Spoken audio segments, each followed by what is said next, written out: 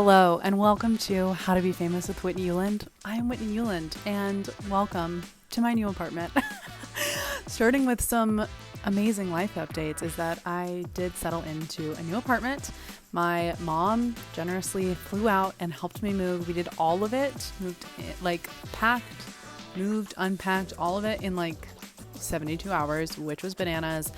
But yeah, I'm just getting settled now. I'm sitting on the floor because, and I want to give y'all a little apartment tour, but I'm waiting. This couch behind me is my previous couch and I'm trying to sell it on Craigslist. And I have a new couch that's behind it. So we've got a little stadium seating happening here. But yeah, I'm excited to give y'all a tour and show you around because it feels really good to be here, to be in a new space, just have a fresh start. I kind of have noticed that I'm y'all know, if you've been here a while, you know that I'm literally obsessed with New Year's. And I realize I think in my brain, New Year's was December 1st because I'm just everything's a clean state. We're working on our goals, our money, our fitness, our health, our mental health, our everything. And I'm just this is when we start things. So just getting a head start on 2024, which honestly I highly recommend. But the other update, I think I shared this with y'all that I decided that this year I don't have my baby for Christmas, and I'm just I know that's going to be so hard. And also just RIP to this one nail. She was doing her best, but ultimately she, say it with me, failed. Anyway, I need to get my nails fixed. But okay, wait. So I know that I'm not going to have my baby. I know that I'm going to be sad. So I was I'm going to plan something. So I planned this trip that's going to be fucking incredible. But the only thing is my passport is expired. And so I called to get it re-updated or whatever. And it was I think I was 8 weeks out or I was 7 weeks out, and you have to do it at least 8 weeks out. And if it's not at least 8 weeks out, then you have to do a rush job, and the rush job has to be within 2 weeks. And so I have to wait until it's less than 2 weeks away. And then just hope that I get an appointment, ? I don't know. So I have to call them back on Thursday to see if I get an appointment. And if I do, then I can take my Christmas trip. We're going to have a little eat, pray, love moment, if you will. And I'm excited. So if everyone can just send me good vibes, that would be appreciated. Otto's just here chewing on his little bone. And then I literally wrote down things because I was it's obviously been a minute, and I'm excited about what I'm going to talk to y'all about today. But if you have not been following me on TikTok and Instagram, first off, what are you doing? I don't even know how you found me because literally the audience size on this podcast is so much smaller than it is on those. But I'm having a lot of fun there. Specifically, I feel like I've spent most of my time on TikTok, but I've shared this at least on TikTok, I think on Instagram. Anyway, it doesn't really matter. The point is I have a new free masterclass. I have literally been working on it since last October. So it took me a year and a month to get this together. It is a masterclass. It is completely free. It is called the Fame Formula: How to Be Famous Without Hacking the Algorithms, Becoming what is it? It's my team is Whitney, this is the dumbest title. And I'm I know. I mean, they didn't say dumb. They actually thought it was funny, but they're this is the longest title in the world. Okay. So it's the Fame Formula: How to Be Famous Without Sucking Up to Industry Gatekeepers, Hacking the Algorithm, or somehow learning how to become a Nepo baby. So if you have not watched this free training, what are you doing? What are you doing? I always tell my clients, it's I am the coach that I wish that I had 6 years ago, especially when I was just the most struggle bus actor in all of New York City. And it's this training is so valuable. It's so jam packed. I had this girl commented on my TikTok and she was I'm not going to lie. I was expecting this to just be some video that was trying to sell me on your program. And I was amazed at how much value this was. This was such an amazing experience. Thank you so much. So shout out to her. If you're listening to this podcast, I love you. I'm going to screenshot that and put it as a testimonial for this masterclass. But if you haven't watched it yet, what are you doing? Go watch it. I'll make sure that it's linked in the show notes, and it's also in the bios, if you will, on the socials. So dumb.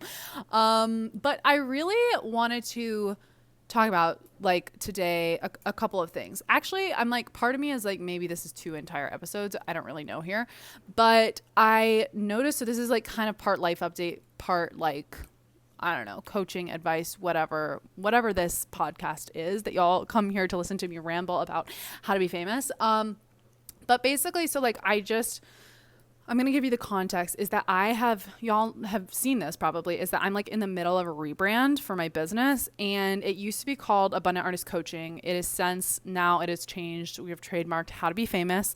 So the company is called How to Be Famous with Whitney Euland. And like, if you're watching this podcast, it's like, that's what the branding is. But if you've been here a while, you know that like it used to be Abundant Artist, and it was like me like smiling and giving a thumbs up. No, I didn't have like a thumbs up in the picture, but like I might as well have. Anyway, it's so funny, like having a digital footprint. And I truly believe that if you are not embarrassed by your digital footprint, then you're not growing enough. You're not putting yourself out there enough. You're not trying. It's kind of like you're not living full out, like online. And I was actually I'm like so all over the place. I apologize. But actually I don't, because that's what we're here. That's what we're doing. But I feel like I was coaching a client on this the other day about like when you are like working towards a goal. She's a dancer, and we were talking, and she's working on like a different goal, like in the money space. And we were talking about like how hard it is and how vulnerable it is to like really invest, to go all in, to really fully believe and to really get your hopes up that you can create a result. Like that's really vulnerable to do. And so, also, wow, just noticed 6.5 minutes in how bad this lighting is. I did finally order the Alex Earl light, but it hasn't come yet.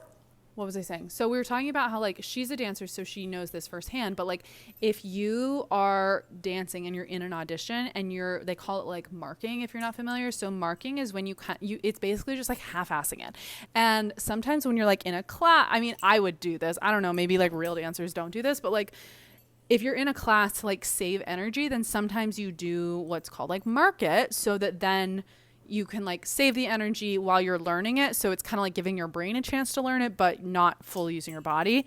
I don't know, maybe again, real dancers don't do that, but it's a little thing I did to not dance full out. But if you did that in like an audition, they would be like, what the fuck are you doing? Like, I actually think that like a lot of the time people thought that I was just marking it, but really I'm just a bad dancer. So, but anyway, it's the same thing in life, and it's the same thing in like your digital footprint and what you're putting out on the internet. Like if it's not full out, which is really embarrassing to do, like it's embarrassing to build a platform. It's embarrassing to go full out on your social media, because until you have the audience, you're kind of just like speaking to a void and no one is listening. And yet you have to show up as if people are listening, and it can be really cringe. But all of this to say, I'm doing this rebrand, right? And it was all supposed to launch in October, if I'm honest. And that's when we got like the graphics back, but I just have been putting off doing the shoot for it. And putting it off. And shout out my amazing business manager, Emily, has been like, hey, Whit, like, are we doing that? And I'm like, yeah, for sure. We 100% are later. And I'm the boss, so I get to just make those decisions. So, but finally she was like, I think we should do it. And I was like, okay, you're right. So I've had that on the books. It's happening this Sunday, and one of my amazing former clients is styling me, and I have an incredible makeup artist. I'm sure I'll tag them both when I like post the photos and stuff. But anyway, all this to say, all of the pieces are aligned. I love my photographer. He's super talented. Like I have all of the pieces together, and yet I just have been like, no, this is not happening. And I just have been in like so much negative emotion, so much confusion. Like, so my client / stylist Morgan, she was like, she sent me a lookbook, and it was literally like, just buy these links, like that's it. And I have just still been completely overwhelmed, spinning out negative emotions. So like the reason I'm sharing all of this is because these are the things that I want you to look at in like your life. Are you like these are like classic telltale signs of self-sabotage. So it could be you're overwhelmed, you're confused about what to do next. You could be, another one I see a lot in clients is like, they're like, I need to get started, but then they like build this whole like mountain of things to do instead of just like making it simple, making it easy, making it fun. Feeling discouraged. Also, if your career feels like a roller coaster where it's like high, low, low, high, low, low, and there's a high, and then like even today I was talking to someone who is a musician, and she was talking about how like she has a lot of career success, but then she's like, but then there's like these waiting periods where nothing is happening. And what I coached her on, and like what I pointed out to her is like, and you may have heard me talk about this, but like our brain has an energetic set point of what it thinks is safe.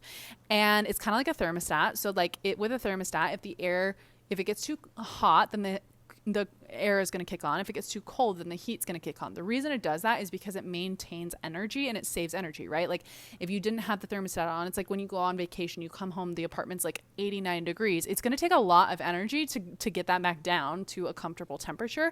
And so a thermostat is just going to keep that at equilibrium. Well, your brain is going to do the same thing with your career, with your success, with your audience, all of these things. You have certain things that you're just like comfortable with. It's like an energetic set point that your brain sees as safe. And these set points come from society. It comes from our relationships. It comes from what people have said to us in our past. It comes from like what you see your peers doing. It comes from our past, like just what's been available for us. It comes from, if you have any kind of like marginalized identity, like what you've seen for other people in those identities. Those are the things that are going to create your energetic set point. So like for this musician, it's like she'll create success, and then essentially that's what her brain perceives as safe. And so anytime that happens, then that's when the self-sabotage kicks in, because it's like, again, it's like, oh, we're getting too far. We're going too high. Let's kick things back down and bring things back down.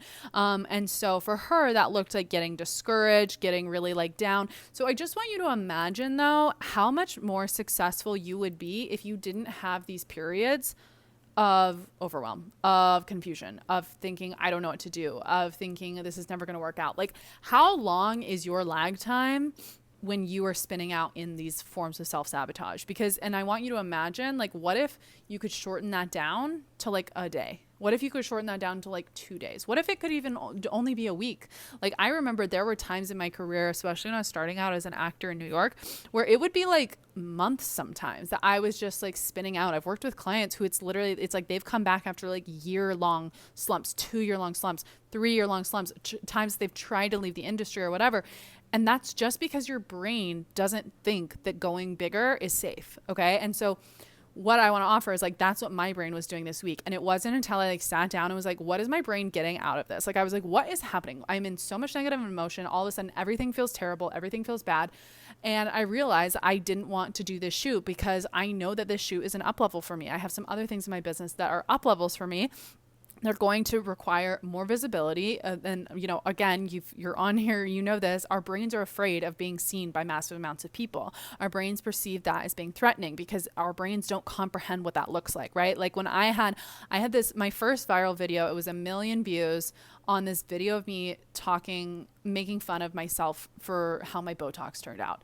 And my brain couldn't comprehend what 1 million people looks like, right? Like even when I went to see the Taylor Swift concert, she had like 80,000 people at SoFi Stadium. Like and my brain was like, I can't like even that, imagining being on the stage and performing to that many people, that's hard and that's tricky, but that's a fraction of the people who saw my TikTok about being and getting a Botox fail, right? So that's why our brains create these patterns of self-sabotage. And it's not until you identify them and then work your way through them. Now, obviously, I have my own process for teaching people how to overcome these patterns of self-sabotage and to shorten the hang time and to get out of that.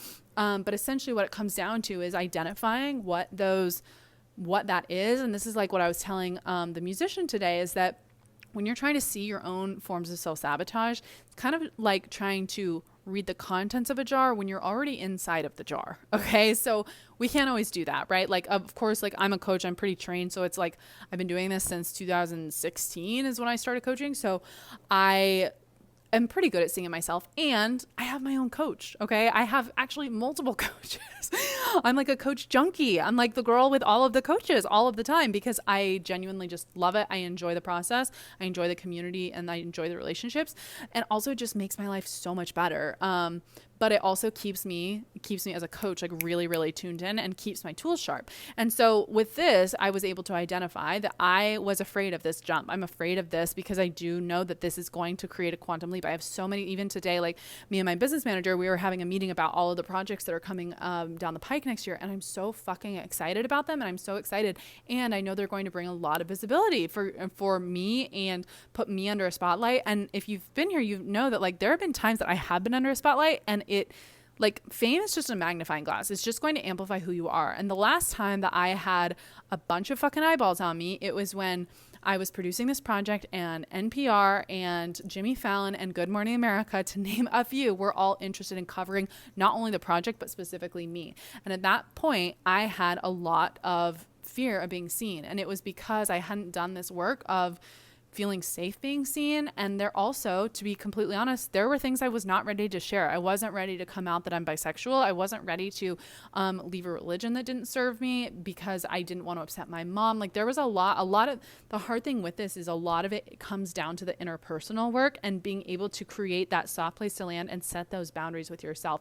Once you have, like, I feel like coaching, learning how to become famous, if you're a sensitive person, if you're an evolved person, you can't just say like, don't give a shit what other people think, because you're an artist, you're a creative. Your job is to give a shit what other people think.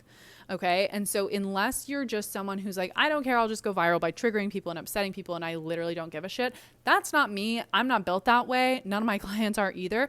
And so instead of just not caring and becoming like a heartless, cold person or whatever, it's about creating the relationship with yourself that is strong enough and creating such a like bulletproof foundation that it doesn't matter if you do, you know, God forbid, get canceled or have haters or whatever it is. Like even the other day, and again, it's not that these things aren't going to affect you emotionally, right? It's about shortening the hang time between when these things do affect you, and shortening it to be from one month to 1 week to 1 day, right? And getting really good at rinsing and repeating that process. Now, the second thing that I wanted to talk about, this is something that I'm going to be honest, I have not fully, as I'm talking through this is going to be processing it in real time, because I've been thinking about it a lot, but I haven't actually vocalized it because, spoiler, I spend most of my time by myself. So I haven't had an adult to talk things through with this yet, but I've been thinking about the evolution of media and the way that like entertainment is being consumed and the way that it's created. And I feel like we always kind of have these like two camps, right? And just like as all of us get older, we always have new perspective, and our perspective is always like, I'm always entitled to change my opinion or whatever, but I do think that it's helpful to kind of look at the past to see like, oh my God, hi Otto, to see like how are things, what can we learn from the past? And you know, obviously I don't have like full picture, full scope, but specifically, I've been thinking about television and movies. And the reason that I've been thinking about this so much is because I was at a brunch. You all know that I'm the current co-president of the junior board of the Hollywood Radio Television Society in Hollywood. And it's like an amazing organization. I'm like the only just like full on creative. Everyone else is like an executive working at the networks, working at the studios, things like that.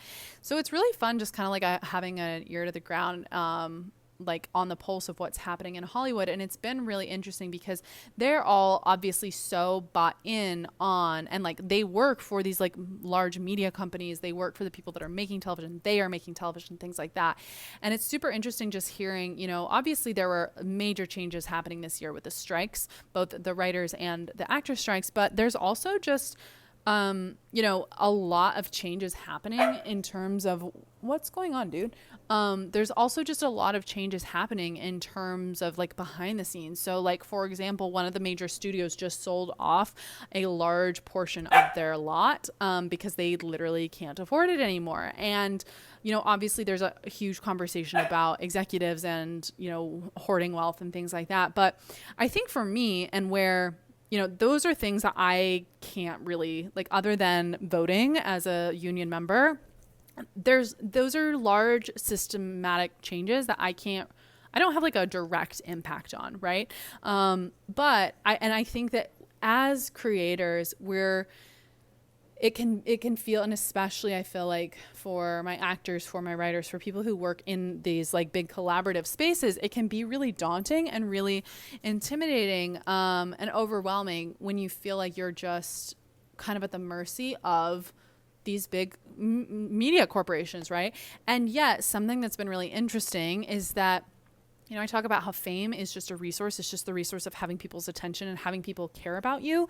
And my clients who have that resource of fame have been able to leverage it through all of these different times. So whether that is, oh, they're known enough that they can work commercials, or they can get their own brand deals, or they can get their own opportunities in other verticals or different things like that. And I've also just coached so many different artists and creatives, and I've noticed that the ones who are the happiest and the most fulfilled are the ones who have taken that ownership into their own hands and said like, okay, yes, like I do love acting, and I feel more empowered when I'm also creating my own content, whether that's being a content creator or a filmmaker or a writer or a producer. But it's really just, again, made me think through this at a bigger level and the evolution. So like, even I like to think about like in the 80s, people thought that infomercials were like really good marketing, right? And then audiences evolved and audiences were like, this is actually bad marketing. And so now we had to get a little more subversive. And now the best ads are the ads that you don't even realize it's an ad until like halfway through. And then you're just like, it's like all subliminal, right? That's because audiences have evolved. We've gotten smarter as a species. Like even my mom the other day when she was in town, she was talking about, she's like, I feel like you just know so many random things. And I'm like, yeah, it is crazy that like I have a BFA in musical theater and yet I know how to run a business. That's because of the internet, right? Like I literally probably am more knowledgeable. I'm not going to say I'm smarter, but I have more knowledge at my fingertips than people my age did 20 years ago, 15 years ago, 10 years ago even, right? And so with all this information, it's like our audiences and our society is evolving.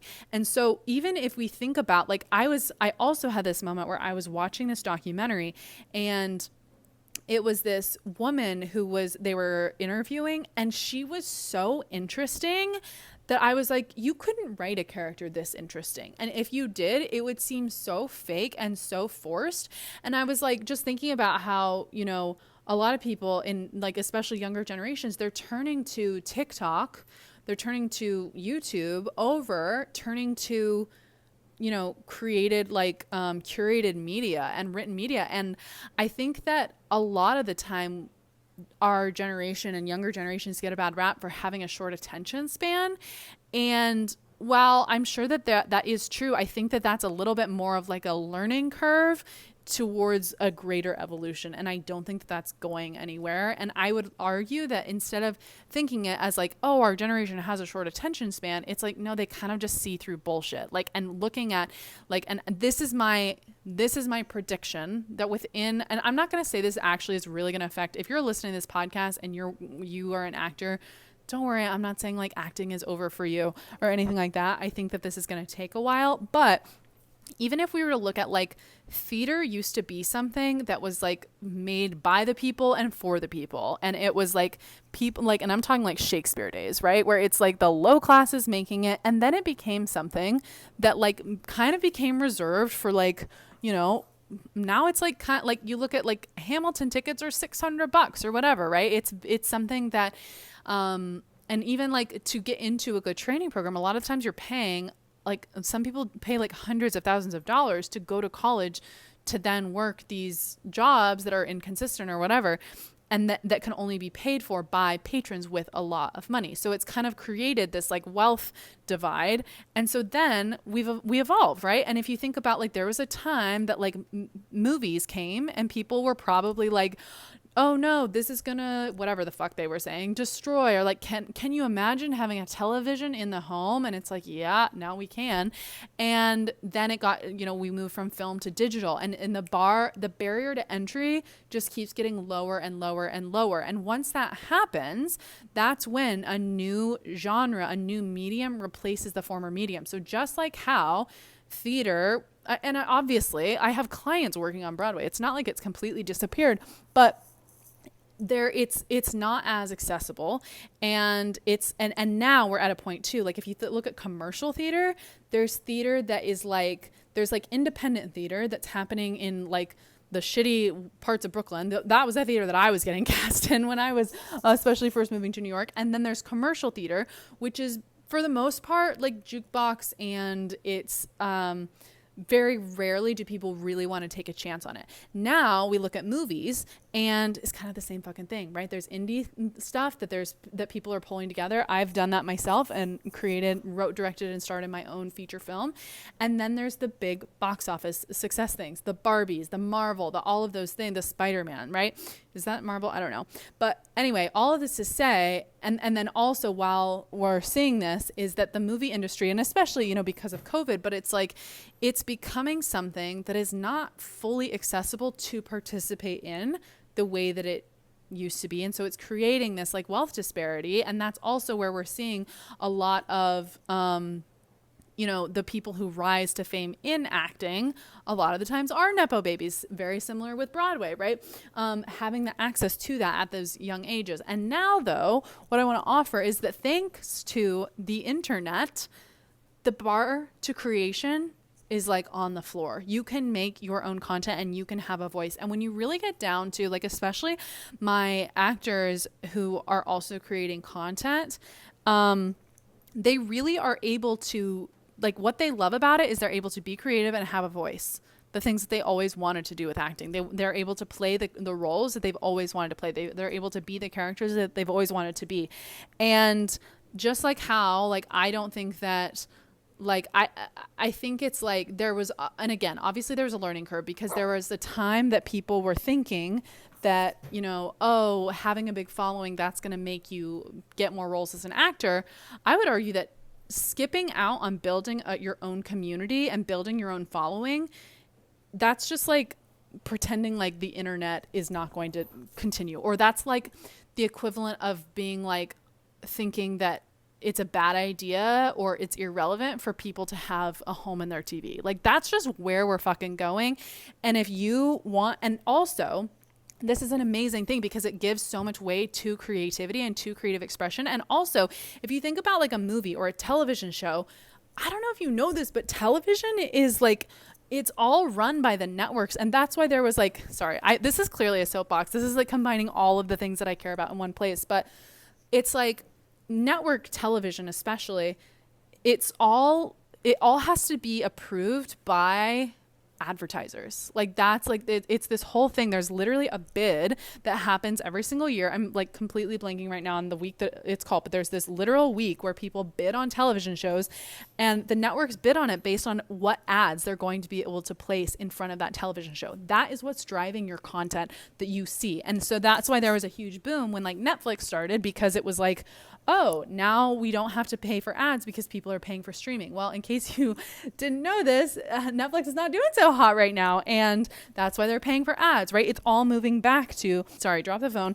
So it's the reason though is that all of this has been led by the need to pay ads, to keep the lights on, essentially. And so that's why, like, even with like, and you know, I've been in final callbacks for television shows, the people making the decision are never the creatives. It ends up going to the network, and the network has to decide based on ad spend.